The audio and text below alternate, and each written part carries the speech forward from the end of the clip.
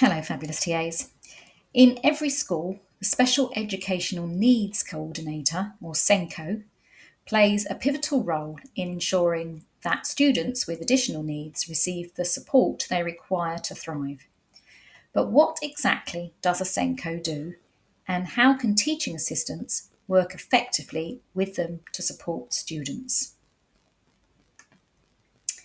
In this video, we'll explore the key responsibilities of SENCOs, the challenges they face, and actionable ways TAs and SENCOs can collaborate to create an inclusive and supportive learning environment.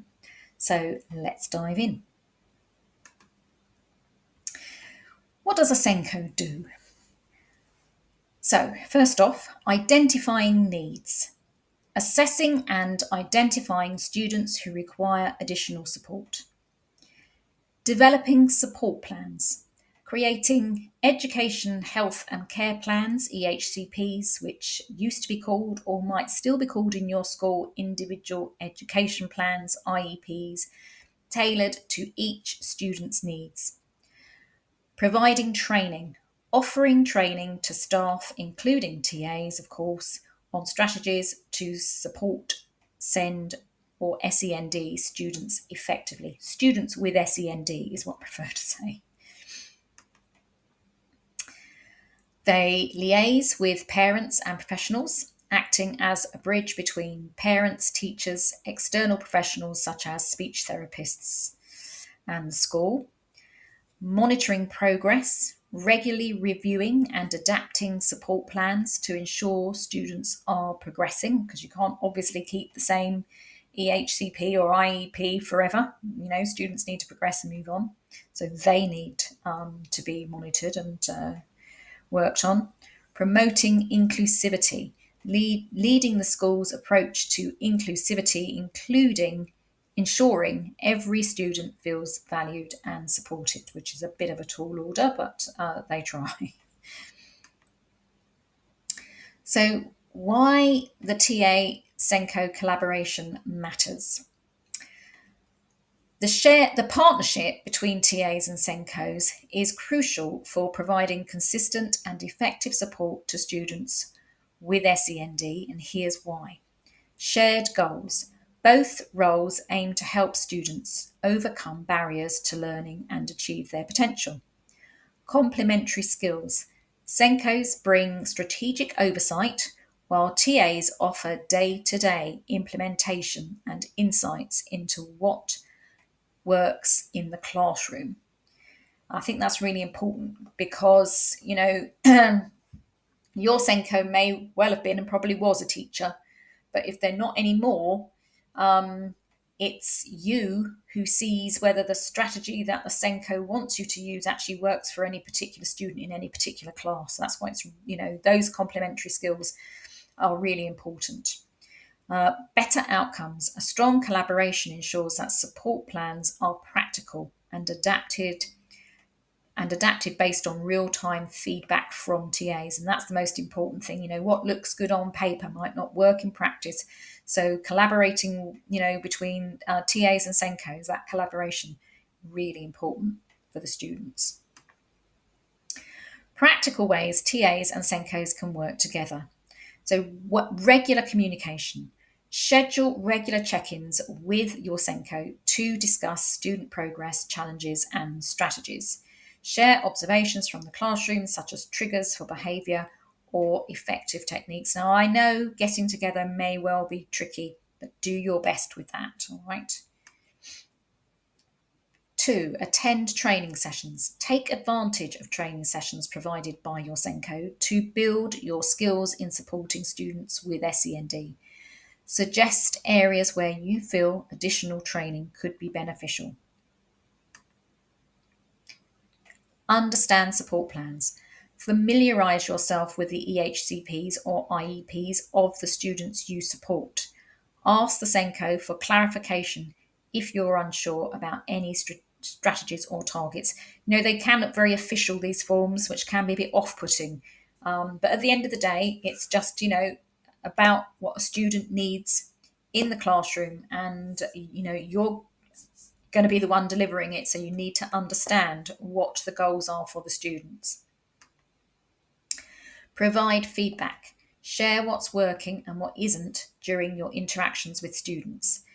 Document observations to help the SENCO adjust plans as needed. And those, whatever you document, it must be confidential. You mustn't leave it lying around. Use the students' initials, so you know who they are, but nobody else does. That kind of thing. Always take care with that if you're actually writing your feedback. Be proactive. Offer to trial new strategies or interventions suggested by the SENCO. Suggest practical adjustments based on your daily experience with students. So this is a running theme, isn't it? Giving feedback to the SENCO about what actually works. Celebrate successes. Highlight student achievements and share these with SENCO to reinforce the impact of the support plan. Because we all like to know when something's worked. A, we need to know, but B, our brains really love it when something works. And that will keep, TAs and SENCOs motivated. Really important, celebrate successes. Tips for effective TA-SENCO collaboration. Be open to feedback. Constructive feedback from your SENCO can help refine your approach to supporting students, which is really important. Be adaptable. Be willing to adapt strategies as student needs change. So you're there in the classroom with them, you know what's going on. If something used to work but it isn't working anymore, it needs to be adapted. Ask questions. If you're unsure about any aspect of a support plan or strategy, seek clarification. Always better to ask than to sort of try and muddle through. Remember, it's not about you, it's about the student at the end of the day. Show initiative. Where appropriate, take the lead on implementing strategies in the classroom and share insights with the SENCO. And I keep saying the SENCO because this is what this is about. This video is about TAs and SENCOs collaborating. But of course, you must always keep the class teacher informed as well and get feedback from the class teacher.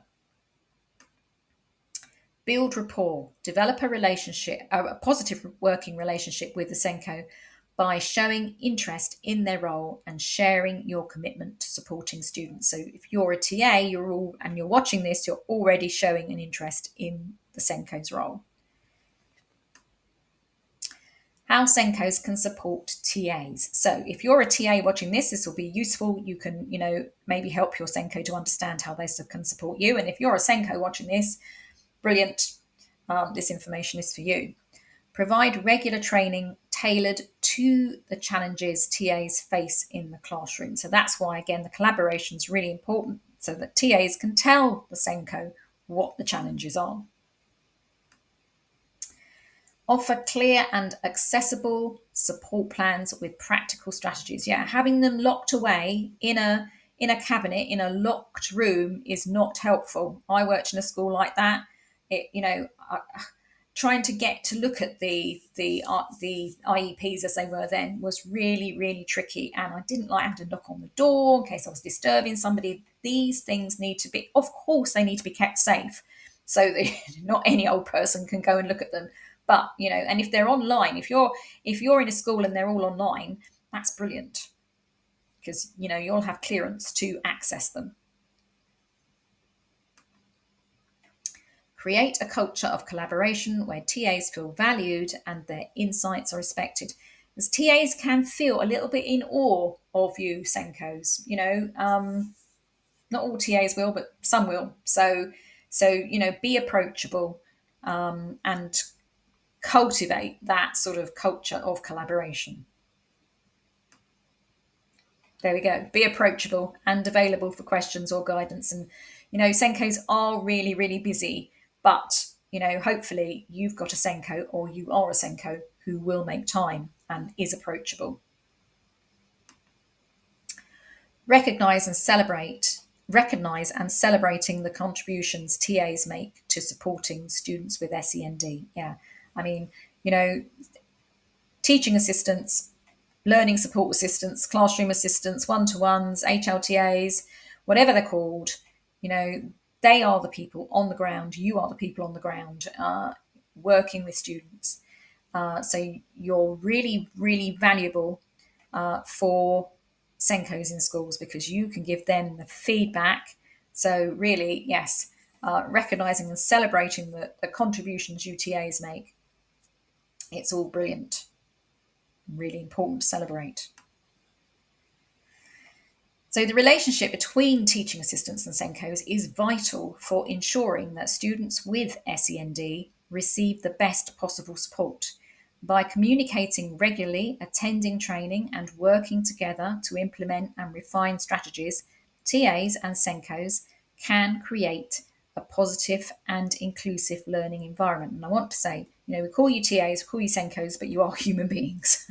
I think that's really important. At the end of the day, you're two human beings who want to do the best for the students as possible. Collaboration isn't just about solving problems, it's about celebrating successes and working towards shared goals.